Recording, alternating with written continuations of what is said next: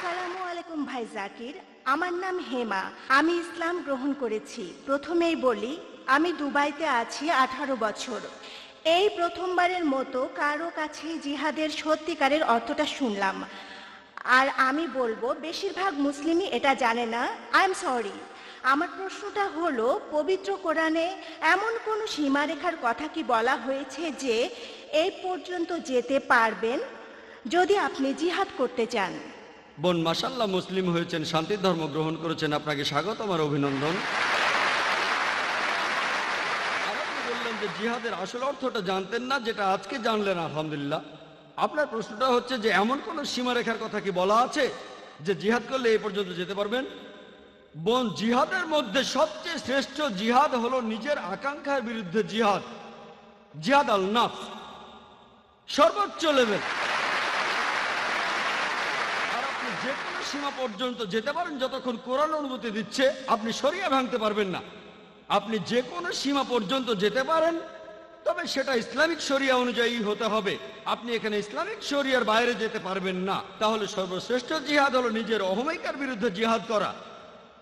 আমরা আমাদের নবীজি মুহাম্মদ সাল্লাল্লাহু আলাইহি সাল্লামের একটা হাদিসের দৃষ্টান্ত দেখি। পবিত্র কোরআনের কিছু সূরা নাজিল হয়েছিল যখন নবীজি মক্কায় ছিলেন। এগুলো হলো মক্কি সূরা। মদিনায় নাজিল হয়েছিল মাদানী সূরাগুলো। এদের মধ্যে পার্থক্য হচ্ছে, মক্কি সূরায় বলা হয়েছে কিভাবে ঈমান জোরালো করতে হবে, মাদানী সূরা বলছে কিভাবে দ্বীনকে প্রতিষ্ঠিত করতে হবে, আকামতে দ্বীন অর্থাৎ জিহাদ। আমরা জানি যে মদিনায় এসে মুসলিমরা তাদের আগের অবস্থানের চাইতে শক্তিশালী হয়েছিল। তখন বেশ কিছু যুদ্ধ হয়েছিল, তাই এসব সূরা জিহাদের কথা বলা হয়েছে, কিতালের কথা বলা হয়েছে, অর্থাৎ যুদ্ধ। তবে মক্কায় থাকার সময় জিহাদ কেমন ছিল? যখন মক্কা শহরের মুশরিকরা তারা বেশ কিছু মুসলিমকে নির্যাতন করে মেরে ফেলেছিল, তখন অনেকে লড়াই করতে চাইলেন, যেমন হযরত হামজা রাদিয়াল্লাহু আনহু, হযরত ওমর রাদিয়াল্লাহু আনহু এটার প্রতিশোধ নিতে চাইলেন। তারা ছিলেন যোদ্ধা, কিন্তু নবীজি বলেছিলেন সবর করো। সবর করাই ছিল জিহাদ। যদি সামর্থ্য থাকে আর পাল্টা আক্রমণ করেন সেটা ভালো। আপনার আক্রমণ করার সামর্থ্য আছে, তারপরে সবর করছেন, আক্রমণ করলেন না, এটা আসলে অনেক বড় জিহাদ।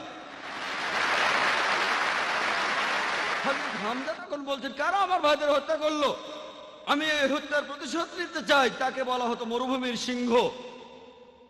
লোকজন তাকে ভয় পেত, কিন্তু নবীজি বলেছিলেন এটা করা যাবে না। তাহলে তার জিহাদ ছিল নিজেকে কন্ট্রোল করা, সবর। এক এক সময়ে জিহাদ এক এক রকমের হয়। জিহাদের অর্থ শুধুমাত্র শত্রুর সাথে যুদ্ধ করা নয়, সবর এক ধরনের জিহাদ।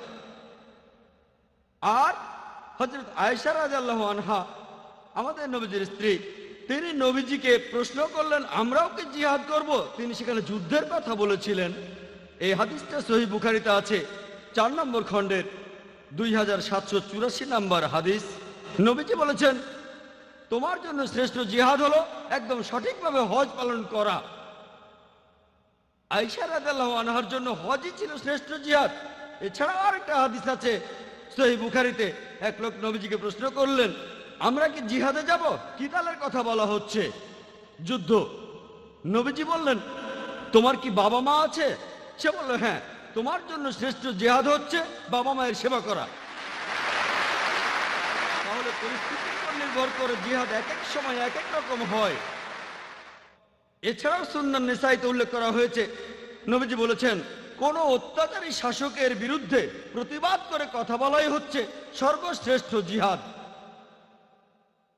তার মানে এই নয় যে সবার জন্যই বাবা মাকে সেবা করাটা সর্বশ্রেষ্ঠ জিহাদ। নবীজি জানতেন যে সেই লোকের বাবা মায়ের সেবা প্রয়োজন। তাহলে পরিস্থিতির উপর নির্ভর করে জিহাদ এক এক সময় এক এক রকম হয়। এখানে আপনি সর্বোচ্চ কত দূর যেতে পারেন, সমস্ত সম্পত্তি উৎসর্গ করতে পারেন, এরকম একটা কিতাল বা জিহাদের সময় নবীজি সাহাবাগণকে বললেন, তোমাদের সম্পদের যতখানি দিতে পারো দান করো কিতালের জন্য। এটাও একটা সহিহ হাদিস। হযরত ওমর রাদিয়াল্লাহু আনহু, তিনি খুব ধনী ছিলেন, তার অনেক সম্পদ ছিল। তিনি সম্পত্তির অর্ধেক দান করলেন, নবীজির হাতে তুলে দিলেন আর বললেন যে মাশাআল্লাহ, আমার সম্পদের অর্ধেক দান করেছি। তিনি ভেবেছিলেন তিনি সবার উপরে, তার অর্থ তিনি সবচেয়ে সেরা পুরস্কারটা পাবেন। তিনি সবার উপরে আছেন।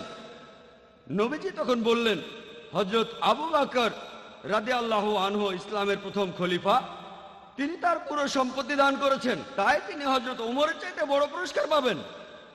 পরিবারের দিক থেকে হযরত আবু বকর রাদিয়াল্লাহু আনহু যা দান করেছেন তার তুলনায় হযরত ওমর রাদিয়াল্লাহু আনহুর দান করা সম্পদ অনেক বেশি, কিন্তু তিনি তার 100% সম্পত্তি দান করেছেন, তাই তিনি হযরত ওমরের চাইতে অনেক বেশি সওয়াব পাবেন।